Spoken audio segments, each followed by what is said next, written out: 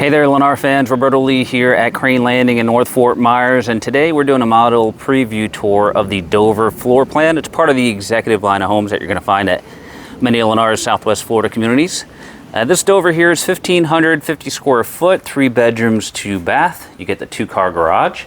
Let's run inside and take a look here.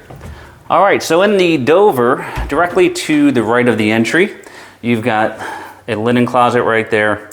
And then we have your 2 guest bedrooms. That's your first of 2. Then you have your guest bath sandwiched right in between there with your singular sink, the commode, and the combination tub and shower. And then you've got your second guest bedroom right here as well. Coming back into the main hallway, this is going to lead us down into all of your living spaces here. So we start with the kitchen right here off to the left. Got that nice corner pantry there. And you've got your island overlooking your dining space and your living room space. All of this is a nice open entertaining area here.